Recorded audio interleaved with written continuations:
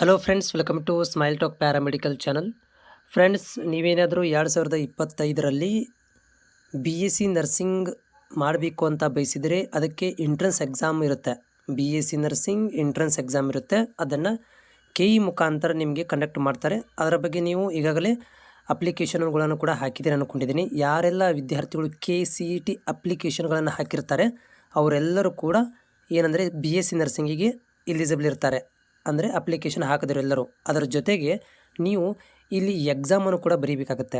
So BSc ನರ್ಸಿಂಗಿಗೆ entrance exam ಇರುತ್ತೆ. ಅದನ್ನು ಕೂಡ ನಾನು ಅದರ ಬಗ್ಗೆ ಮಾಹಿತಿ ಕೊಡ್ತೇನೆ. ಯಾವಾಗಿರುತ್ತೆ ಮತ್ತು ಯಾವ ಸಬ್ಜೆಕ್ಟ್ ನೀವು ಎಕ್ಸಾಮ್ ಬರೀಬೇಕು ಅನ್ನೋದ್ರ ಬಗ್ಗೆ ಈ ವಿಡಿಯೋದಲ್ಲಿ ಮಾಹಿತಿಯನ್ನು ಕೊಡ್ತೇನೆ. ಯಾರೆಲ್ಲ ಅಭ್ಯರ್ಥಿಗಳು ನಮ್ಮ ಚಾನಲ್ಗೆ ಹೊಸಬರಿದ್ದೀರಾ, ಕನ್ನಡದಲ್ಲಿ ಅಪ್ಡೇಟ್ಗಳಿಗಾಗಿ BSc ನರ್ಸಿಂಗ್ ಮುಂದಿನ ಅಪ್ಡೇಟ್ಗಳಿಗಾಗಿ ಚಾನಲನ್ನು ಸಬ್ಸ್ಕ್ರೈಬ್ ಮಾಡೋದನ್ನು ಮರಿಬೇಡಿ. ಫ್ರೆಂಡ್ಸ್, ನೀವು ಇನ್ನೂವರೆಗೂ ನಮ್ಮ ಚಾನಲ್ನ ಸಬ್ಸ್ಕ್ರೈಬ್ ಮಾಡದಿದ್ದರೆ ಪ್ಲೀಸ್ ಸಬ್ಸ್ಕ್ರೈಬ್ ಮಾಡಿ. ಜೊತೆಗೆ ಪಕ್ಕದಲ್ಲಿರುವಂತಹ ಬೆಲ್ ಐಕನನ್ನು ಆ್ಯಕ್ಟಿವ್ ಮಾಡಿಕೊಳ್ಳಿ.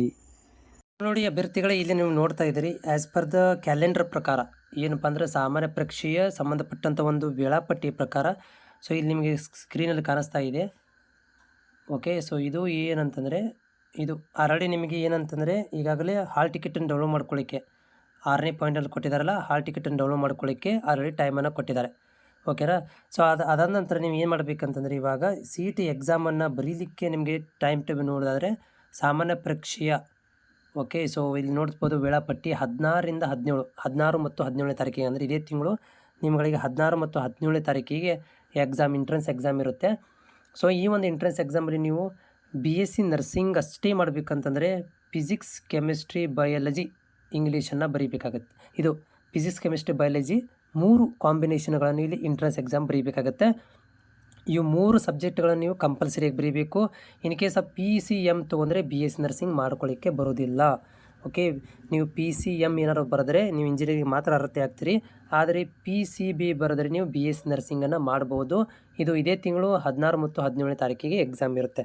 ಅಂದರೆ ಇದು ಬರುವಂಥ ದಿನಗಳಲ್ಲಿ 16ನೇ ತಾರೀಕಿಗೆ ಮತ್ತು 17ನೇ ತಾರೀಕಿಗೆ 2 ದಿನ ನಿಮಗೆ CET ಎಕ್ಸಾಮ್ ಇರುತ್ತೆ. ಆ ಎಕ್ಸಾಮ್ ಅಟೆಂಡ್ ಮಾಡಬೇಕು. ಅದರಿಂದ ಏನು ಮಾಡ್ತಾರೆ ಅಂದರೆ ರ್ಯಾಂಕ್ಗಳನ್ನು ಕೊಟ್ಟು ಈ ಫಿಸಿಕ್ಸ್, ಕೆಮಿಸ್ಟ್ರಿ, ಬಯಾಲಜಿಯ ಅಂಕಗಳ ಆಧಾರದ ಮೇಲೆ ನಿಮಗೆ ರ್ಯಾಂಕ್ಗಳನ್ನು ಕೊಡ್ತಾರೆ. ಆ ರ್ಯಾಂಕಿಗೆ ತಕ್ಕಂತೆ ಏನಾಗುತ್ತೆ ಅಂದರೆ ನಿಮಗೆ BSc ನರ್ಸಿಂಗ್ ಸೀಟ್ಗಳನ್ನು ಅಲಾಟ್ಮೆಂಟ್ ಮಾಡ್ತಾರೆ.